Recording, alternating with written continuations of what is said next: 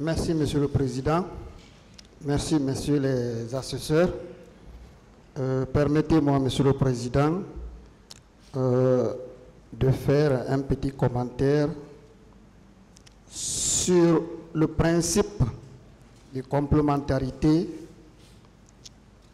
de la Cour pénale internationale tel que prévu par l'article 1 du statut de Rome.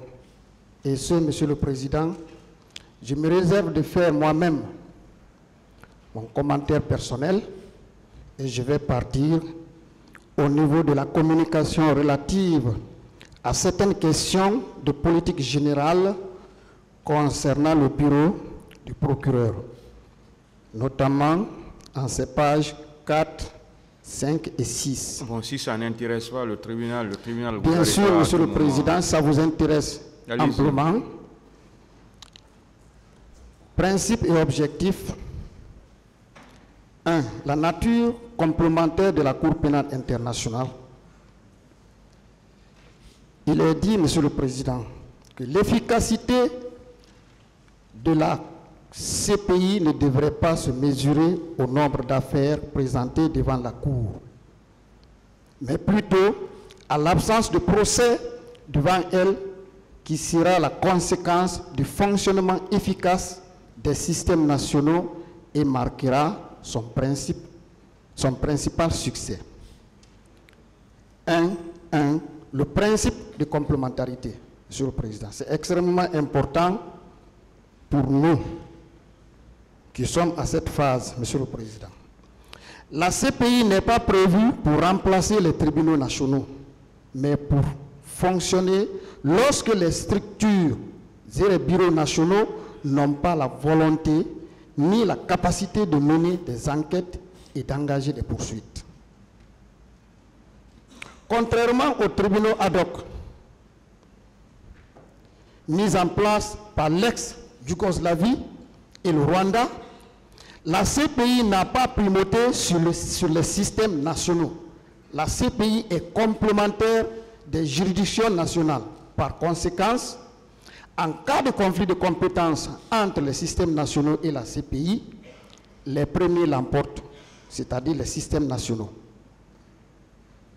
Le principe de complémentarité représente la volonté expresse des États parties de créer une institution dont le champ d'action est global tout en respectant la souveraineté première des États en matière de compétences pénales. Par ailleurs, ce principe répond à un souci d'efficacité et d'efficience dans la mesure où les États ont, en général, plus facilement accès aux éléments de preuve et aux témoins. Enfin, le nombre de poursuites peuvent être engagées par la Cour n'est pas illimité. Par conséquent, lorsqu'il décide d'ouvrir une enquête ou d'engager des poursuites, le procureur doit tout d'abord évaluer la possibilité que... Où vous voulez en venir, maître? Bien, Monsieur le Président, je vais en venir effectivement à ce que la défense a soulevé tout au long de leur plaidoirie, au motif que, Monsieur le Président, lorsqu'il y a requalification, votre tribunal sera incompétent. C'est cela, Monsieur le Président. Qu'en cas de requalification... Ça a été longuement discuté, voilà, ce n'est pas un sujet nouveau, maître. Bien, merci, Monsieur le Président. Et je vais me résumer, effectivement. Alors, Monsieur le Président, en tenant compte donc de cette complémentarité, nous pensons que lorsqu'il y a requalification, il n'y aura ni de reprise des débats, encore moins votre incompétence ne peut être soulevée. Tout ça a été dit. Bien. Monsieur le Président, en ce qui concerne donc l'application de la nouvelle loi, cela est amplement prévu par les statuts de Rome. Le statut de Rome, en son article 24, prévoit, tel qu'il est dit à l'article 6 du Code pénal guinéen. Et je vais lire le passage, Monsieur le Président, juste l'article, la partie qui concerne. Monsieur le Président, L'article 24, intitulé « Non-rétroactivité, ration personnelle ». Je vais prendre juste au point 2. Il est dit ceci.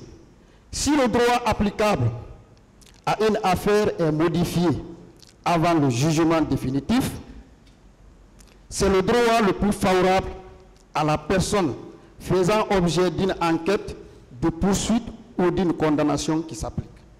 Donc, l'article 6 n'est pas nouveau. Il a été prévu déjà dans le statut de Rome.